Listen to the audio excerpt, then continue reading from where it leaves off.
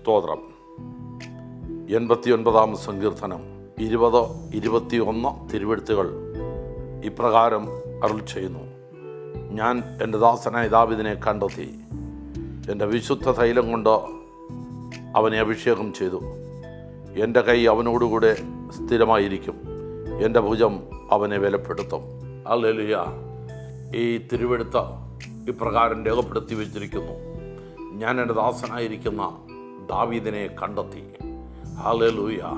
എവിടെ വെച്ച് ദാവീദിനെ കണ്ടെത്തി? എവിടെ വെച്ച് ദൈവം ദാവീദിനോട് ഇടപെട്ടു? ആരാൽ അവനെ അഭിഷേകം ചെയ്യപ്പെട്ട അഡ്ഡയെ തുറന്നു? ആമേൻ.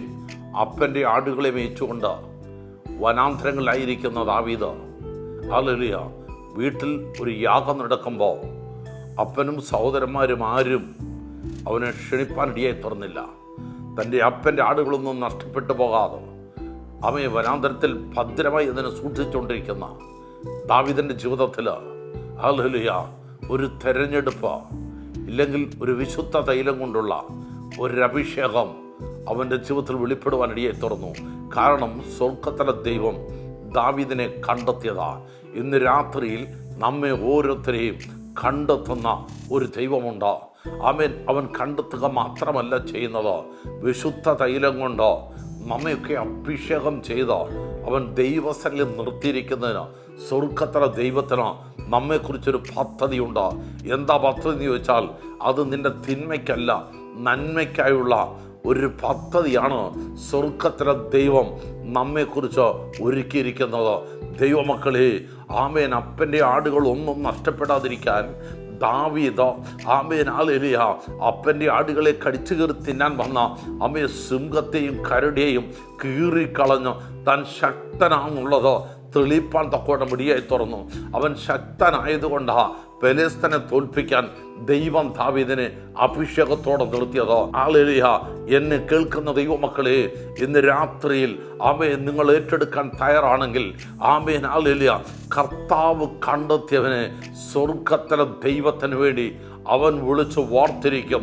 ചില അധികാരങ്ങളോ ദൈവം ദാവീദിനെ ഏൽപ്പിച്ചതുപോലെ നിങ്ങളെ ഏൽപ്പിക്കുവാൻ സർവശക്തനായ ദൈവം ഇന്ന് രാത്രി ശക്തനാ. ആമേൻ. എന്താ ഏൽപ്പിക്കുന്നത്?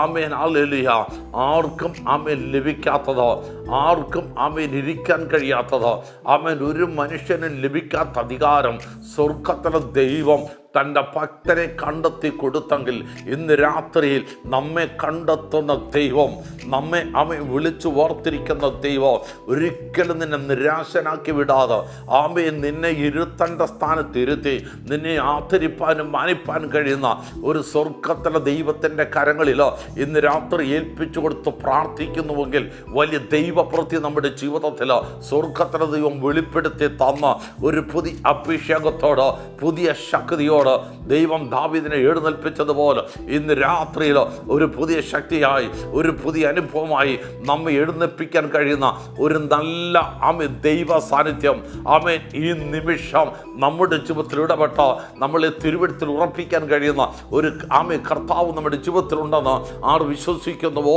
വിശ്വസിക്കുന്നവരെ ഉയർത്തുന്ന, വിശ്വസിക്കുന്നവരുടെ ഇരിപ്പിടങ്ങളെ മാറ്റിയിരുത്തുവാൻ കഴിയുന്ന ഒരു നല്ല കർത്താവിൻ്റെ സാന്നിധ്യം ഇന്ന് രാത്രിയിൽ ഈ തിരുവെഴുത്തിലൂടെ നമ്മളോട് ഇടപെടുന്നു. സർവശക്തനായ ദൈവം ഇന്ന് രാത്രിയിൽ ആമേൻ ഞങ്ങളെ കേൾക്കുന്ന സകല ആമേൻ ദൈവമക്കളെയും ആമേൻ സ്വർഗ്ഗത്തിലെ ദൈവം ഇന്ന് രാത്രിയിൽ അനുഗ്രഹിപ്പാൻ തക്കവണ്ണം ഈ വചനത്തിന് മുമ്പിൽ നിങ്ങളെത്താൻ ഒന്ന് സമർപ്പിച്ചു കൊടുക്കുക. കർത്താവേ, ഇന്ന് രാത്രി വചനത്തിന് മുമ്പിൽ എന്നെ സമർപ്പിക്കുന്നു. സമർപ്പിക്കുന്നവരെ അനുഗ്രഹിക്കുന്നൊരു ദൈവം ഇന്ന് രാത്രി നമ്മുടെ കൂടെയുണ്ടോ? എല്ലാ പ്രിയപ്പെട്ടവരെയും സ്വർഗ്ഗത്തിലെ ദൈവം ഇന്ന് രാത്രി അനുഗ്രഹിക്കുമാറാകട്ടെ.